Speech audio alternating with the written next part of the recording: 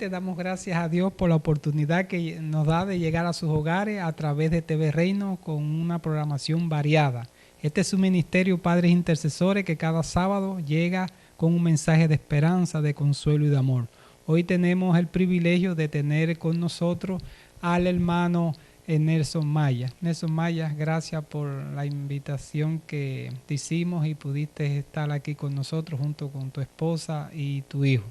Nos gozamos y sé que Dios te va a usar poderosamente para que traigas palabras de vida. Pero antes, nosotros tenemos la costumbre siempre como padres intercesores que somos, orar por la ciudad de Tampa, por cada familia, por cada necesidad, que hay muchas aquí en Tampa. Y yo te voy a dar la oportunidad de que tú ores y después pues tenga la meditación de este día. Gracias. Oremos. Padre nuestro que estás en los cielos, te damos gracias por el privilegio nuevamente de poder abrir tu santa y preciosa palabra. Amén. Señor, te queremos pedir en especial de que sea tu Espíritu Santo el que la explique. Él es el autor, Señor, de esta palabra. Amén. Y Él es el mejor que puede enseñárnosla a nuestros corazones y grabarla y ponerla en práctica. Amén. Señor, te pedimos todo esto en el precioso nombre de tu Hijo Jesús. Amén. Y amén. Bueno, el tiempo es tuyo. Gracias. Como dijo el hermano, mi nombre es Nelson Amaya y vengo del área de Miami y gracias por la oportunidad de poderles presentar a ustedes este mensaje hermoso. El mensaje que les traigo esta noche o este día se encuentra en Lucas 15 del 11 al 32. Es la parábola del hijo pródigo. Pródigo significa perdido. Algunos dicen que esta parábola es la perla de todas las parábolas. Algunos dicen que esta parábola debería llamarse la parábola del Padre amoroso. Charles Dickens la llamó la historia más grande jamás contada. Y el famoso poeta Robert Bridges la llama una pieza perfecta de arte. Otros dicen que captura la esencia de la fe cristiana y el mensaje central del Evangelio. El propósito de la parábola la encontramos en el versículo 1 y 2 de Lucas 15. Y dice así: se acercaban a Jesús todos los publicanos y pecadores para oírle. Los publicanos eran los recolectores de impuestos y eran judíos que trabajaban para los romanos y eran odiados tremendamente por los judíos. Eran considerados los pecadores de pecadores. Y entonces aquí dice el versículo 1 que estas personas se acercaban, los publicanos y pecadores se acercaban a Jesús para oírle. El versículo 2 dice: y los fariseos y los escribas murmuraban diciendo: este a los pecadores recibe y con ellos come. Entonces el propósito central de Cristo en la enseñanza de esta palabra era ilustrar el incomparable amor de Dios por nosotros. Y número 2, para condenar el espíritu de justicia propia y de condenación de los fariseos y maestros de la ley. Los maestros de la ley eran los doctores en teología en aquellos tiempos.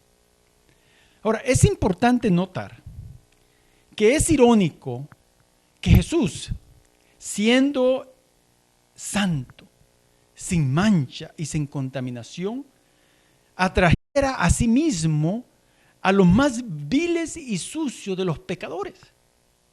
La escoria de la tierra se sintió atraído al más puro ser en el universo. Por otro lado, los que estaban sin mancha en su propia estima se sentían muy incómodos cuando estaban en la presencia de Jesús.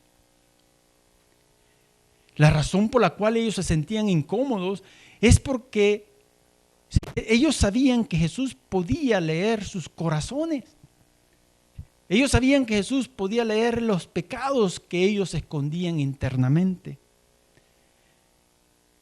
Esa es la razón por la cual ellos se sentían incómodos. Pero por otra parte, los publicanos y los pecadores sabían que eran pecadores y no escondían su pecado.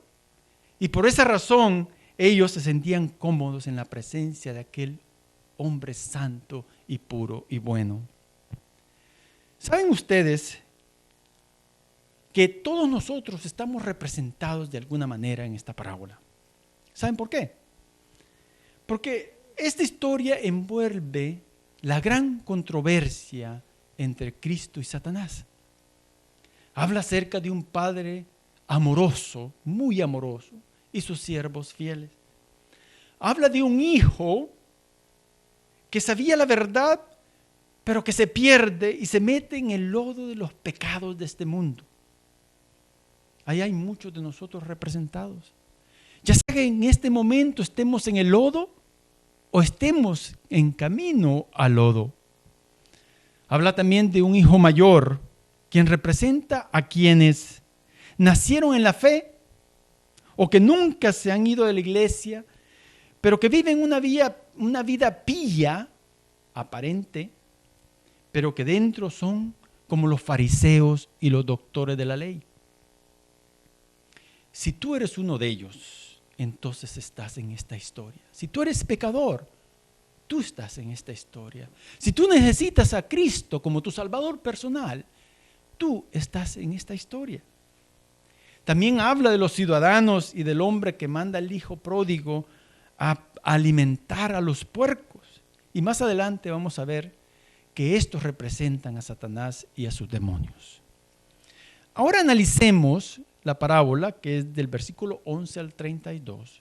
Analicémoslos versículo por versículo para ver qué verdades preciosas nos quería enseñar Jesucristo al enseñárnoslas. Y dice el versículo 11, también dijo, un hombre tenía 2 hijos, y el menor de ellos dijo a su padre, Padre, dame la parte de los bienes que me corresponde, y les repartió los bienes. Ahora, me imagino que tú te preguntas, ¿a quién representa el Padre? Bueno, Mateo 6:9, Jesús nos enseñó esa hermosa oración que todos conocemos, que la conocemos como el Padre Nuestro.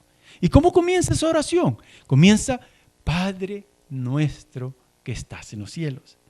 Juan 16:27 dice, pues el Padre mismo nos ama, porque vosotros me habéis amado y habéis creído que yo salí de Dios.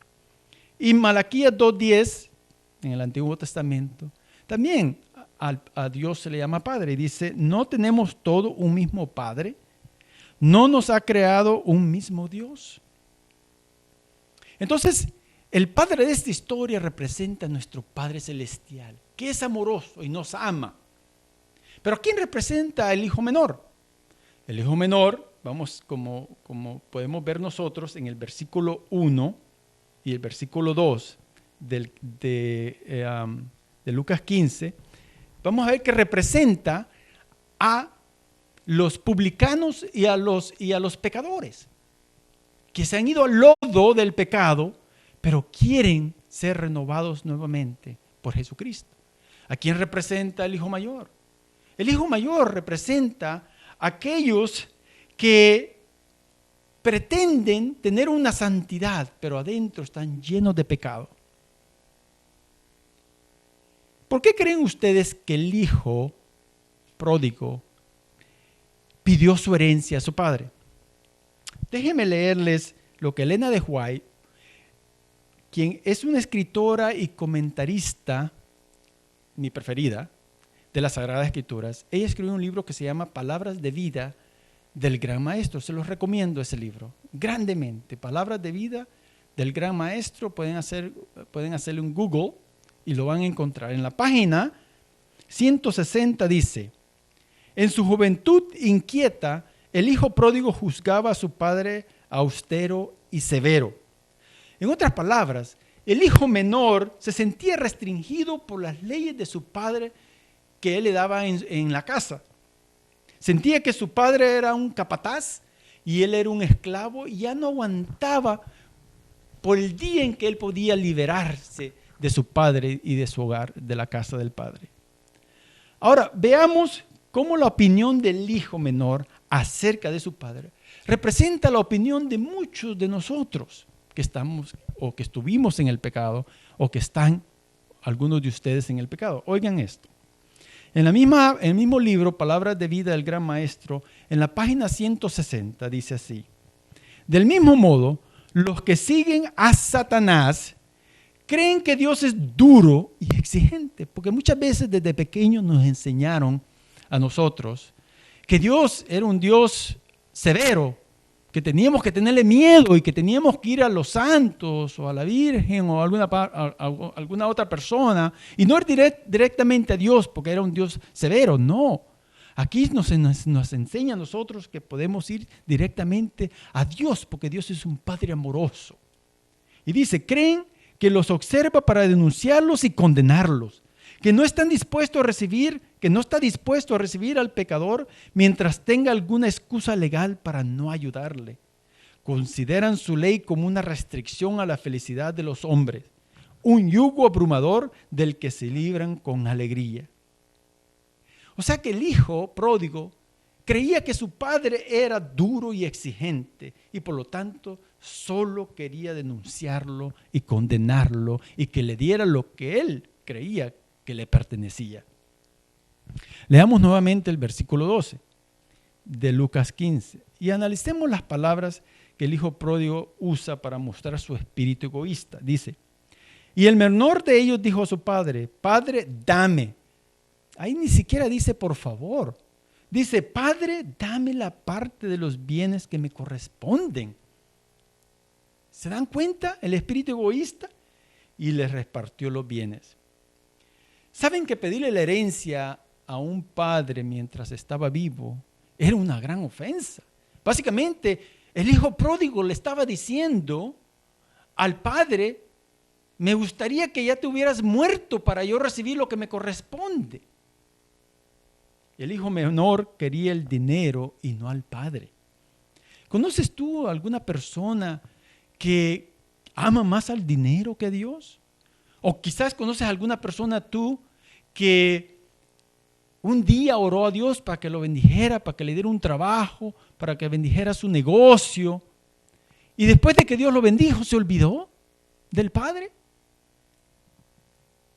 Avancemos ahora al versículo 13 de Lucas 15. No muchos días después, juntándolo todo, en el contexto comercial lo convirtió todo en efectivo, el hijo menor se fue lejos a una provincia apartada y allí desperdició sus bienes viviendo perdidamente. Como dije anteriormente, el hijo quería el dinero, no quería a su padre. Ahora, ¿por qué creen que el hijo menor quiso irse lejos a una provincia lejana? Oigan el comentario en el mismo libro, en la página 157, dice lo siguiente. Habiendo obtenido su patrimonio, fue a una provincia apartada, lejos de la casa de su padre, teniendo dinero en abundancia y libertad para hacer lo que le place, se lisonjea de haber logrado el deseo de su corazón. No hay quien le diga, no hagas esto, porque será perjudicial para ti. Haz esto porque es recto. Por un tiempo le fue bien.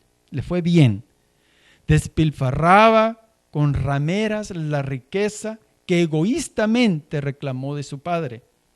Malgastaba el tesoro de su virilidad, los preciosos años de vida, la fuerza del intelecto, las brillantes visiones de la juventud, las aspiraciones espirituales. Todos son consumidos en el altar de la concupiscencia. Básicamente aquí el hijo pródigo está diciendo, quiero irme tan lejos a donde nadie me conozca a mí ni al Padre. Quiero irme tan lejos que no sepan las cosas que pienso hacer. Pero mis amigos, ¿podemos nosotros escondernos de Dios?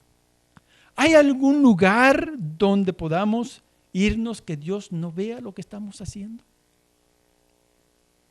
¿Cuántos jóvenes gastan su juventud? Y aún nosotros los adultos, muchos, Sabemos que no hay felicidad en el mundo. Pero también sabemos que el placer del pecado tiene su encanto.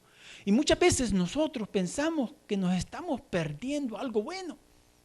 ¿Por qué? Porque eso es lo que nos alimenta a nosotros en la televisión, en los cines. Nuestros amigos que están en el mundo, eso es lo que nos alimenta. Y nos hacen pensar que estamos perdiendo algo. Y estamos perdiendo tiempo en la casa de nuestro Padre Celestial. ¿Qué tipo de vida estaba viviendo el hijo pródigo, según lo que acabamos de leer? Una vida perdida, desenfrenada, disipada. Estaba viviendo, como dice una canción popular, estaba viviendo la vida loca. ¿Cuántos jóvenes conocemos nosotros quienes dicen que no se aguantan por ya salir de la casa de sus padres, de las reglas que sus padres santos tienen para ellos? Pero escucha, joven que me escuchas este día. Proverbios 21:17, la palabra de Dios dice: el que ama el placer se quedará en la pobreza. El que ama el vino jamás será rico. Proverbios 6:26 dice: porque a causa de la mujer ramera, el hombre es reducido a un bocado de pan. Y aquí no solamente está hablando de las mujeres rameras que cobran por sus servicios, sino por toda muchacha o muchacho que se entrega a alguien antes del matrimonio. Algo que Dios, por supuestamente, no ha bendecido. En Proverbios 23:19-21 dice: hijo mío, presta atención y sé sabio. Escuchas, presta atención y sé sabio. Mantén tu corazón en el camino recto. No te juntes con los que beben mucho vino, ni con los que se hartan de carne, pues borrachos y glotones por su indolencia acaban harapientos y en la pobreza. ¿Cuántos de tus amigos tú conoces que se han ido al mundo y han acabado con un vicio que no pueden controlar?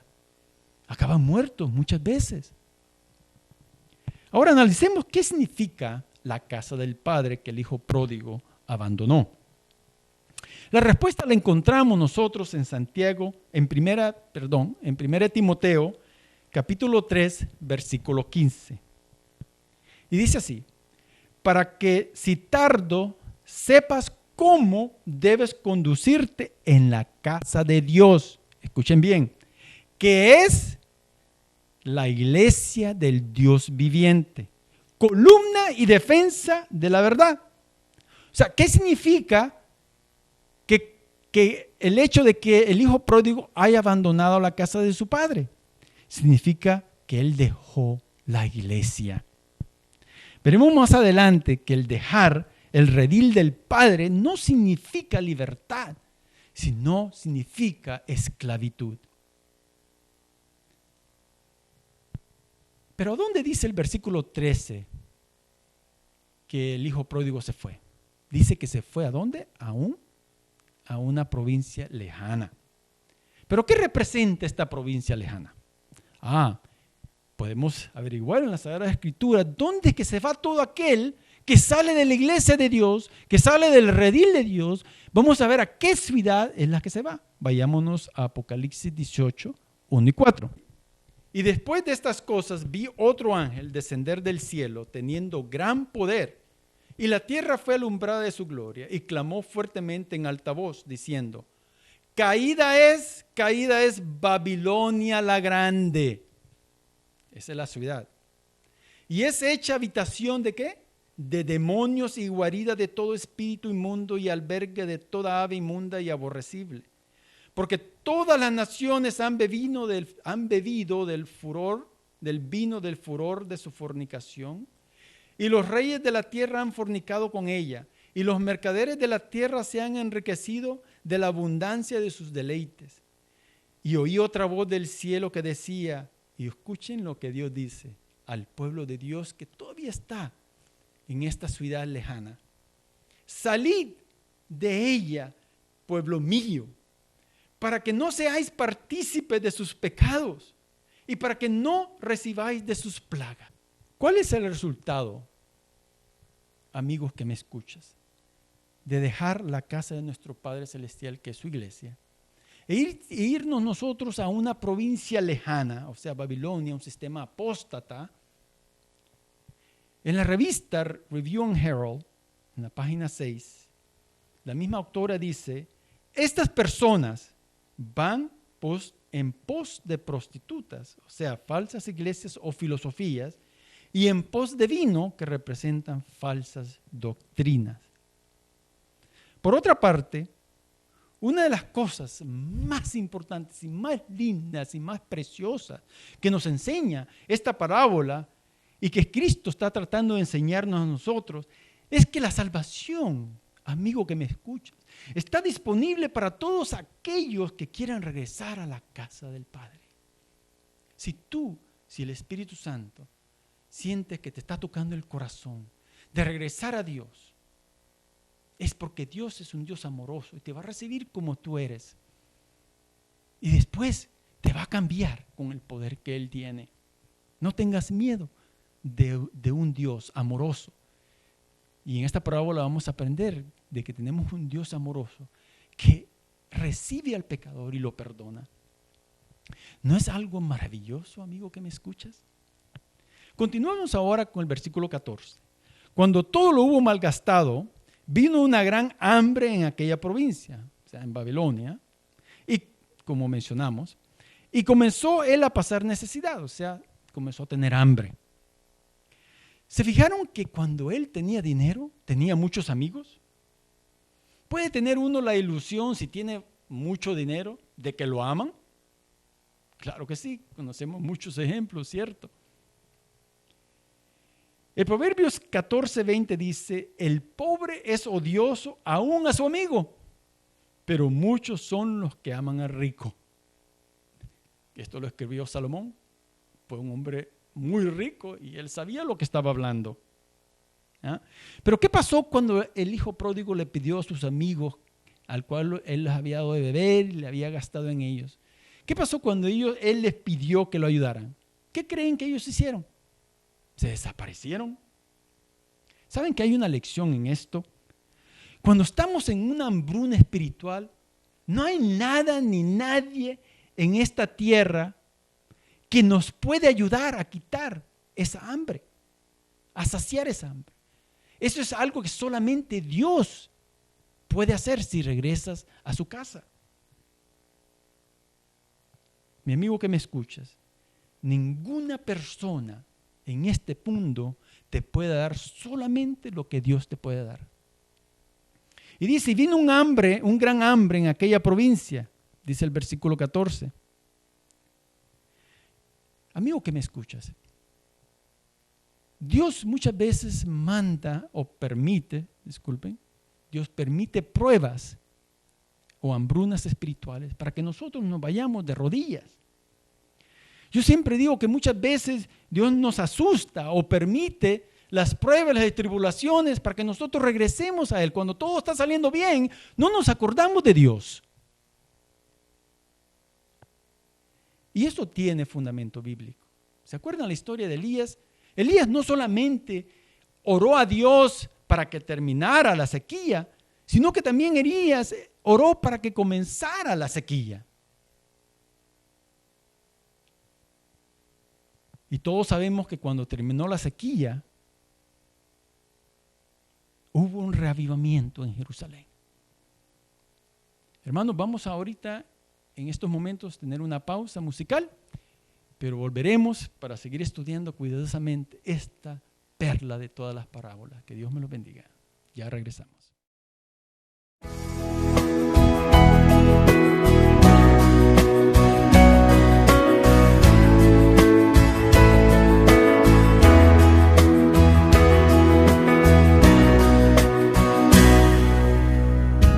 Tanto tiempo en la oscuridad yo viví alejado de ti,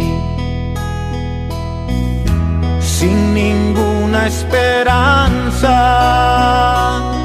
sin amor, nada bueno había en mí. El pecado golpeaba mi alma noches sin fin, sumergido en las profundas aguas de este mundo infeliz. Mi corazón tembló al escuchar su voz y mi cabeza suavemente levantó. Mi corazón tembló al escuchar su voz y mi cabeza suavemente levantó. La esperanza hoy renació en mi ser, la vida antigua dejé, el viejo hombre aquel quedó en el ayer. Qué bello es renacer. Si sufriendo estás, clama sin vacilar, Él te responderá. Si lo hizo ayer, puede hacerlo otra vez. Grande es su poder.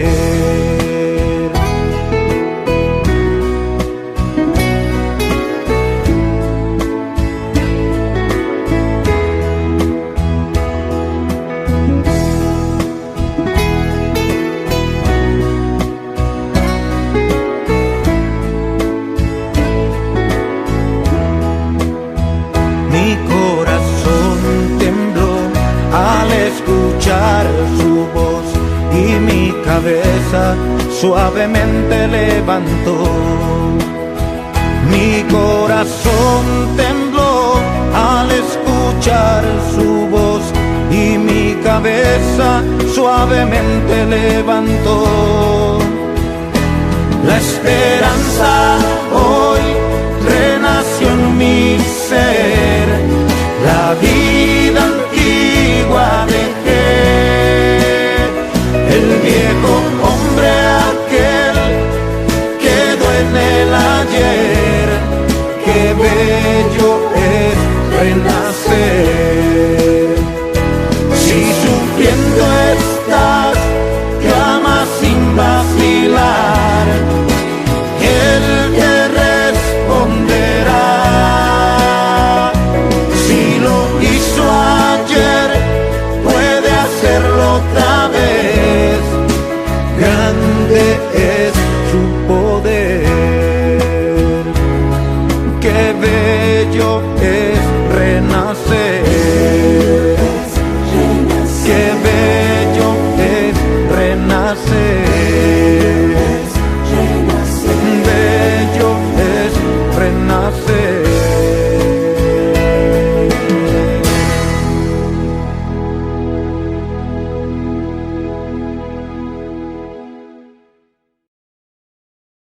Después de esa hermosa y preciosa pausa musical que nos elevó al cielo, podemos seguir ahora con el estudio detallado de esta hermosa parábola. Continuemos con el versículo 15 y 16 de Lucas 15. El 15 dice, entonces fue y se arrimó. Otra versión dice, se unió. La palabra hebrea usada, la palabra griega, acá significa estar pegado con algo. Es decir, estaba atado a otra persona. O sea, había perdido su libertad, esa libertad que él dejó la casa del Padre para obtener. Ahora lo vemos atado a otra persona. Continúa diciendo que se arrimó a uno de los ciudadanos de aquella tierra. O sea, convenció a un agricultor, a un mercader, de que lo contratara.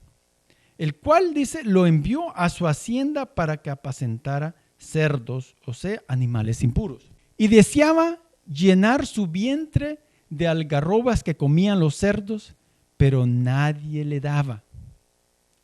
Esto me recuerda un dicho que me enseñó mi madre, que dice, imagino que ustedes lo conocen, que Satanás le paga mal al que bien le sirve. Números 32:23 dice, mas si así no lo hacéis, he aquí habréis pecado ante Jehová, y sabed que vuestro pecado os alcanzará. ¿Alcanzó su pecado el hijo pródigo? Claro que sí. ¿A quién representan los ciudadanos de la provincia lejana? Que ya estudiamos, representa a Babilonia. Apocalipsis 18:2 nos da la respuesta. Escuchen, que ya lo leímos. Clamó con voz potente o con alta voz, diciendo, ha caído la gran Babilonia, o sea, la ciudad lejana, en Lucas 15, se ha convertido en habitación de demonios. O sea, ¿quién habita en esa ciudad? Dice, habitación de demonios, en guarida de todo espíritu inmundo y en albergue de toda ave inmunda y aborrecible. O sea que los ciudadanos de la provincia lejana representan a Satanás y a sus demonios. Aquí hay un paralelismo entre Lucas 15 y Apocalipsis 18, del 1 al 4, porque encontramos 5 elementos que se encuentran en ambas lecturas. El primer elemento es que Lucas 15 habla acerca de una provincia lejana, que el hijo pródigo se fue al salir de la casa de su padre.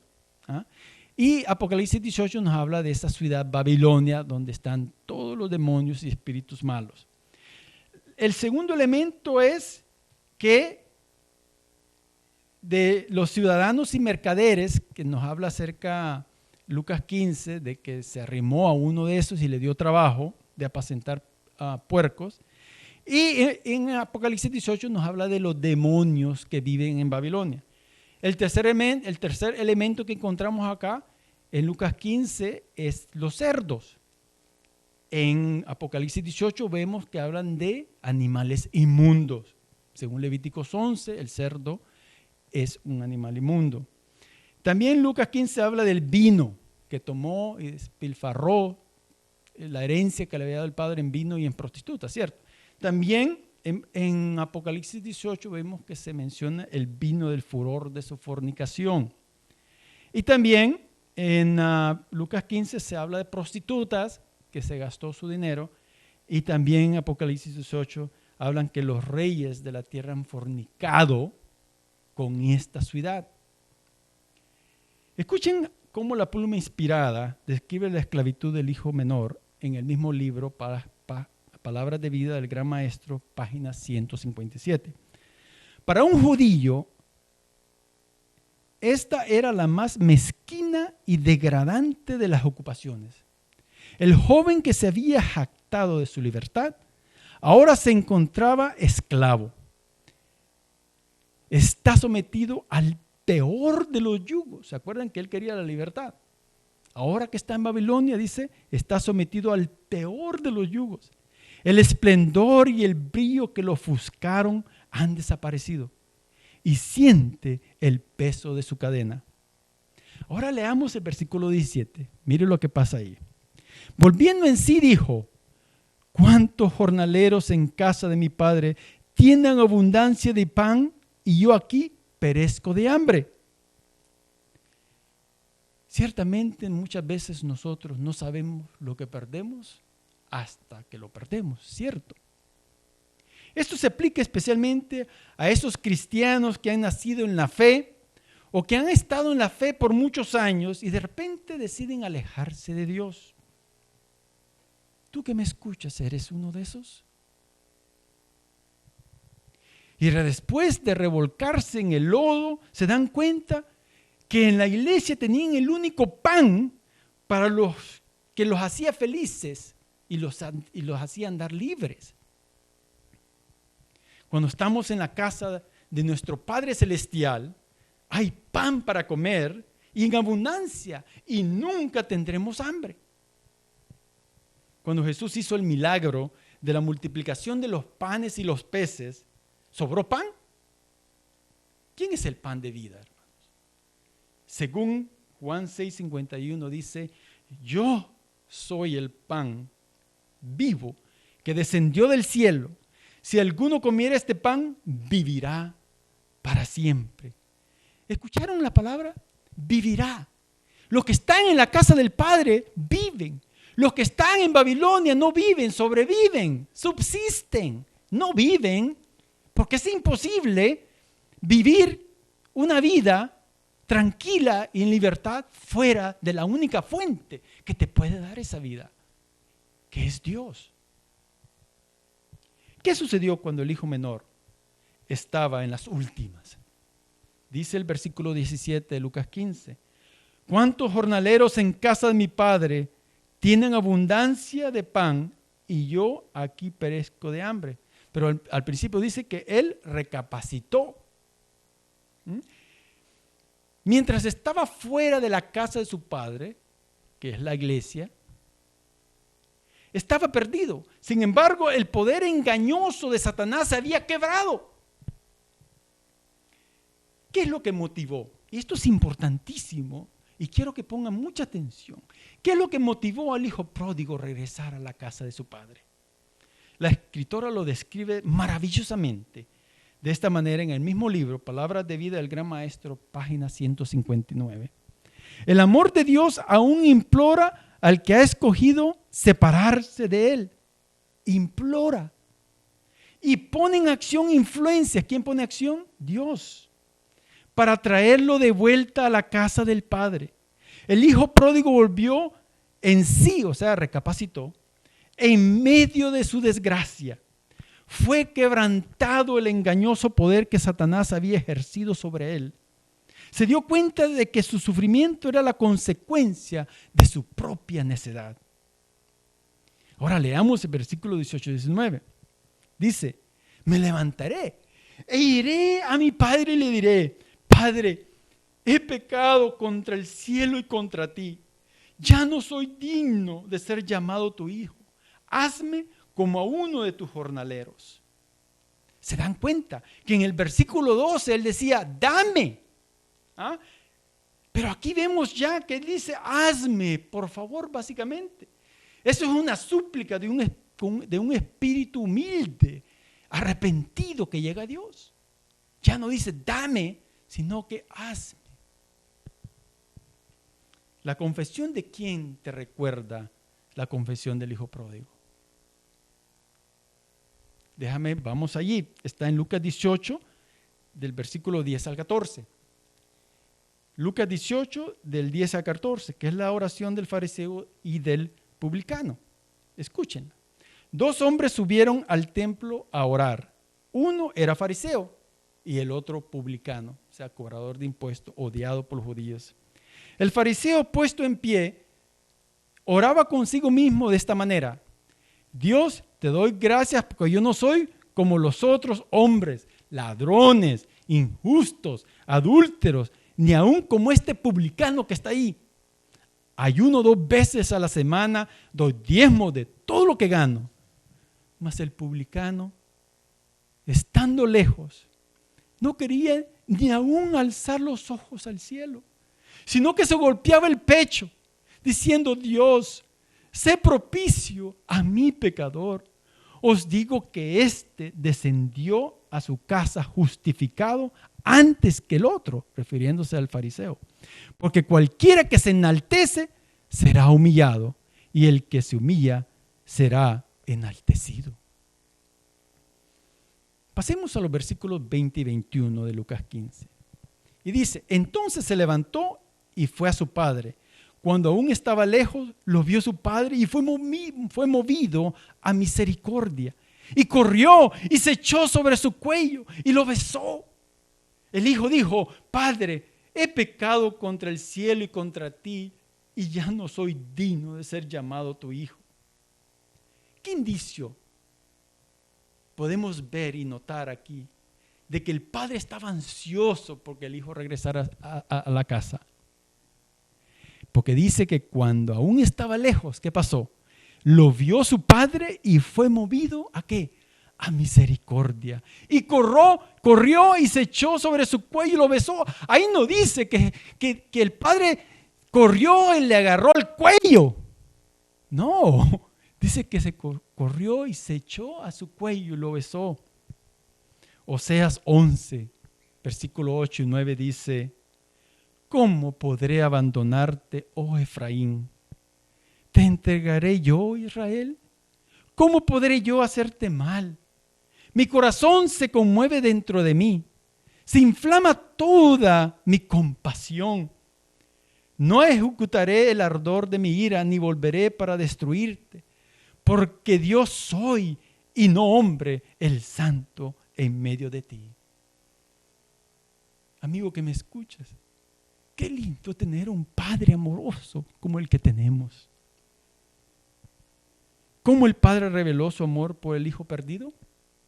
Dice que fue movido a misericordia, se compadeció de él y corrió y se echó sobre su cuello y lo besó.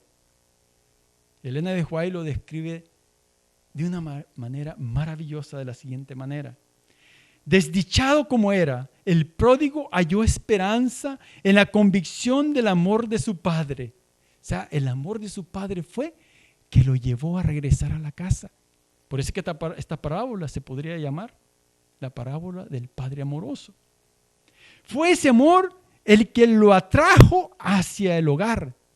Del mismo modo, la seguridad de amor de Dios constriñe al pecador a volverse a Dios. Su benignidad te guía al arrepentimiento. ¿Saben que una vez nosotros vamos a Dios y nos decidimos por Él, Él nos da aún el arrepentimiento? Oigan lo que dice Romanos 2:4.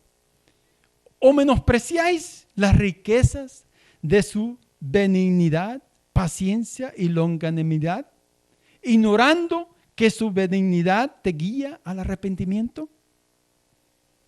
Elena de White comenta acerca de esto en el mismo libro, en la página 162, de esta manera. Levantaos e id a vuestro Padre. Él os saldrá al encuentro muy lejos. Si dais arrepentido, un solo paso, ¿escucharon bien? Si vais arrepentido y das solamente un paso hacia Él, se apresurará a rodearos con sus brazos de amor infinito. Su oído está abierto al clamor del alma contrita. Él conoce el primer esfuerzo del corazón para llegar a Él. Nunca, amigo que me escuchas, se ofrece una oración aún balbuceada, nunca se derrama una lágrima, aún en secreto, nunca se acaricia un deseo sincero. Escucha bien, por débil que sea, de llegar a Dios sin que el Espíritu de Dios vaya a su encuentro. Aún antes de que la oración sea pronunciada o el anhelo del corazón sea dada a conocer, vuelvo a repetir, aún antes de que la oración sea pronunciada o el anhelo del corazón sea dado a conocer, la gracia de Cristo sale al encuentro de la gracia que está obrando en el alma humana. ¡Qué maravilla! ¡Qué maravilla! Amigo que me escuchas, ¿hay alguna indicación acá de que el Padre lo reprendió al Hijo y que lo puso bajo libertad condicionada? Claro que no. Ella continúa diciendo en la página 161, en la parábola no se vitupera al pródigo ni se le echa en cara su mal proceder. El Hijo siente que el pasado es perdonado y olvidado, borrado para siempre. El hijo pródigo merecía un reproche, pero Dios amoroso nos perdona cuando llegamos a Él arrepentidos de corazón. El problema que tienen muchos es que Dios los ha perdonado, pero siempre siguen sintiéndose mal por los pecados pasados que Dios ya los perdonó. Amigo que me escucha, tú tienes que poner un rótulo que diga no pescar aquí más. Porque Dios no miente. Y cuando Dios dice que te ha perdonado los pecados, es porque te los ha perdonado. Ahora, una pregunta clave. ¿Qué parte del discurso bien preparado del hijo pródigo se vio interrumpido por el padre? Regresemos a los versículos 18 y 19 y vamos a notar qué parte de lo que tenía preparado el hijo pródigo no permitió Dios Padre que lo dijera. Versículos 18 y 19 dice, me levantaré e iré a mi padre y le diré, Padre, he pecado contra el cielo y contra ti. Ya no soy digno de ser llamado tu hijo. Hazme como uno de tus jornaleros. En el mismo libro, página 160, dice, no se le da la oportunidad de pedir el lugar de un siervo. Él es un hijo que será honrado con lo mejor que dispone la casa y a quien los siervos y siervas habrán de respetar y servir. En estos momentos vamos a entrar nosotros a la sección de los beneficios que le da el padre al hijo pródigo por regresar a la casa o a su iglesia. Escuchen. El versículo 22 dice, pero el padre dijo a sus siervos, sacad el mejor vestido y vestidle. Número 1, un vestido. Y ponerle un anillo en su dedo y calzado en sus pies. Número 2, 3, ¿verdad? Anillo en su dedo y calzado en sus pies. Número 4, traer el becerro gordo y matadlo y comamos y hagamos fiesta. Número 5, ¿verdad? ¿Qué hizo el padre para satisfacer el hambre del hijo? ¿Qué hizo? El padre sacrificó al cordero más lindo que tenía, al cordero gordo, becerro gordo. ¿Qué representa ese becerro gordo? Representa el sacrificio que Jesucristo hizo en la cruz por ti. Y eso lo vemos en Levíticos 9:2, que dice, y dijo Aarón, tomad la vaca de la vacada un becerro. En inglés, esta palabra es traducida como fatted calf, o sea, el becerro gordo, para la expiación y un carnero para el holocausto, ambos sin defecto, y ofrecerlos delante de Jehová. Este carnero o este becerro gordo representaba el sacrificio vicario o el sacrificio que hizo Jesucristo por ti en la cruz para salvarte. Ahora, ¿qué provee el padre para los pies cansados del hijo? Provee sandalias, ¿verdad? Provee un nuevo calzado. El calzado representa que el hijo pródigo ya era libre del pecado. ¿Por qué? Porque los que no en ese tiempo usaban calzado eran los esclavos. Ahora, ¿qué provee el padre para reemplazar la ropa sucia y maloliente que traía el hijo? El mejor vestido, el cual es la justicia de Cristo. Isaías 65:10 nos lo dice. En gran manera me gozaré en Jehová. Mi alma se alegrará en mi Dios porque me vistió con ropas de salvación. Me ha envuelto en manto de justicia. Como a novio me atavió y como a novia adornada con sus joyas. También está en Isaías 64:6, Génesis 3:21, Zacarías 3 del 1 al 5, donde nos habla de que Dios nos cubre con su manto de justicia. Apocalipsis 7, 13 al 14 dice, y respondió uno de los ancianos diciéndome, estos que están vestidos de ropas blancas, ¿quiénes son? ¿Y de dónde han venido? Y yo le dije, Señor, tú lo sabes. Y él me dijo, estos son los que han salido de gran tribulación y han lavado sus ropas y las han emblanquecido en la sangre del Cordero. ¿Escucharon lo que dice acá? Que estos verdaderos hijos de Dios salieron de gran tribulación. Muchas veces a nosotros se nos enseñan que vamos a evitar la tribulación. No, Dios nos salva a través de la tribulación. Eso qué lindo, hermano, porque el justo por la fe vivirá. Y no hay manera de tú comprobar tu fe a menos que pases las pruebas con la ayuda de Jesucristo. Ahora, ¿qué provee el padre para las manos y dedos cansados del hijo pródigo? El padre provee un anillo. Un anillo en aquellos tiempos era un símbolo, era el sello de la familia. O sea que el padre restituye los elementos de categoría de hijo, no de esclavo. El mejor becerro gordo, el mejor vestido, el anillo, el signo que era signo de autoridad, el calzado que era el signo de hombre libre. Ahora, si el anillo representaba el sello del Padre, ¿cuál es el sello de Dios que nos da el descanso? Voy a leer 2 versículos y te voy a dejar a ti que saque las conclusiones. Éxodo 31, versículo 13, versículo 16 y 17 dice así. habla a tus hijos de Israel diciendo, ciertamente vosotros guardaréis mis sábados, porque es señal entre mí y vosotros por vuestras generaciones, para que sepáis que yo soy Jehová que os santifico. Guardarán pues el sábado los hijos de Israel, celebrándolo por sus generaciones por pacto perpetuo.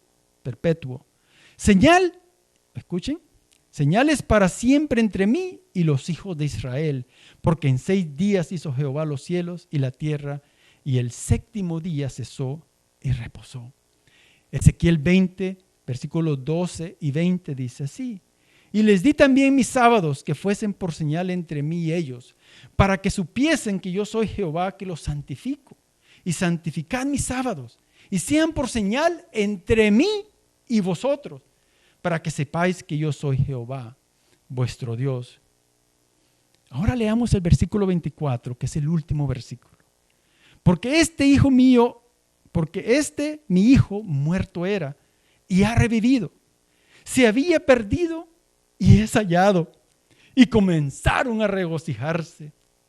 ¿En qué sentido el hijo estaba muerto mientras estaba fuera de la casa de Dios, mientras estaba fuera de la iglesia? Lucas 9:60 nos da la respuesta en los mismos labios de Jesús. Y dice, Jesús le dijo, dejad que los muertos entierren a sus muertos, pero tú vete a anunciar el reino de Dios. Pero tú te preguntarás, ¿cómo es posible que los muertos puedan enterrar a los muertos?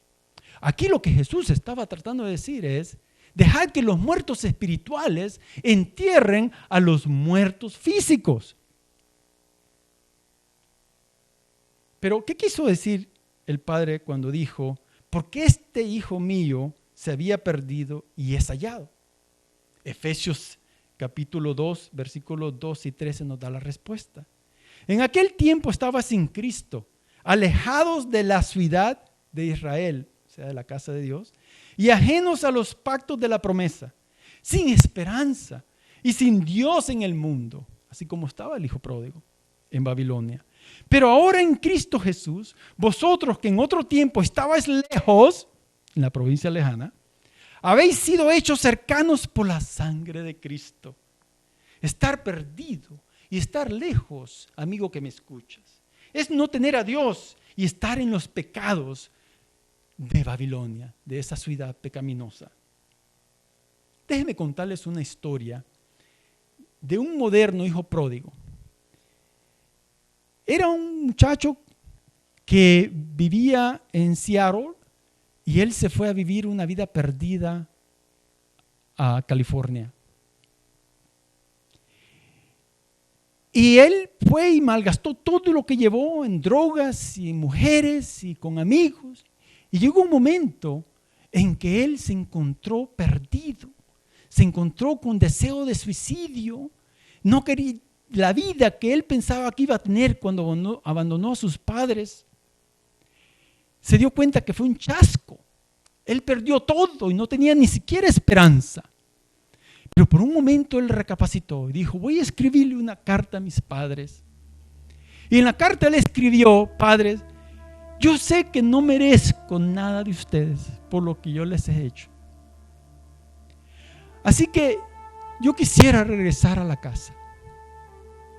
Y yo quisiera que si ustedes quieren que yo regrese a casa, ustedes saben que el tren que viene de California a Seattle pasa por nuestra casa. Yo voy a tomar ese tren porque me han regalado un tiquete para regresar.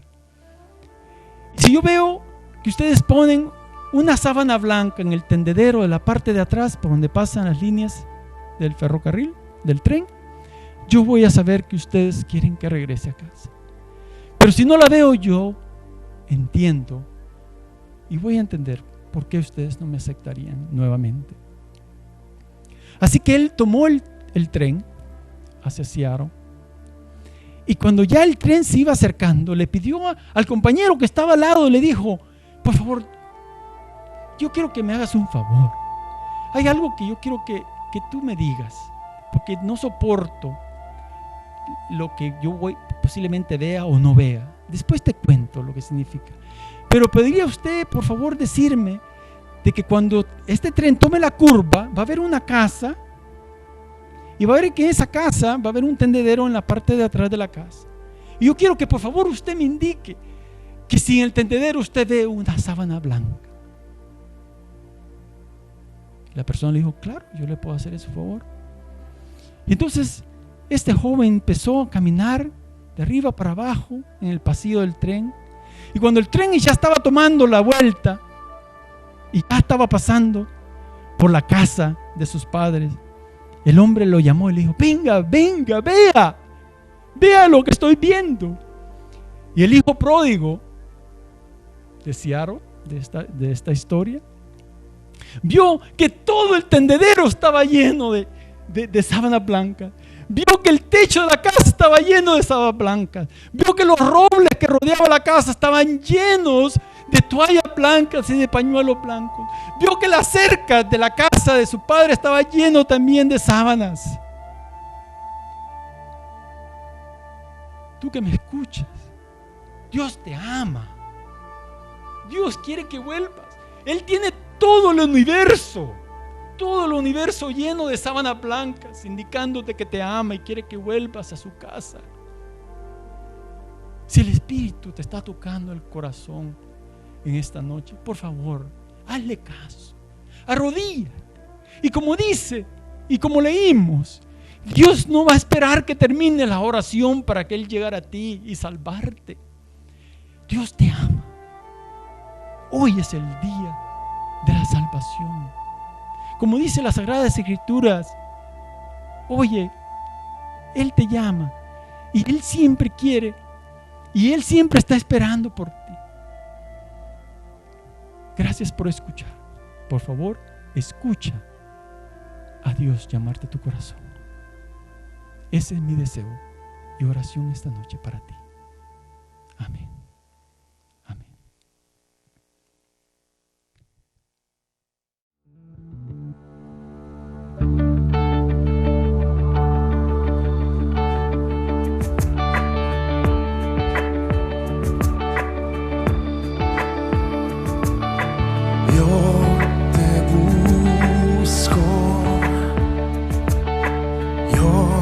Te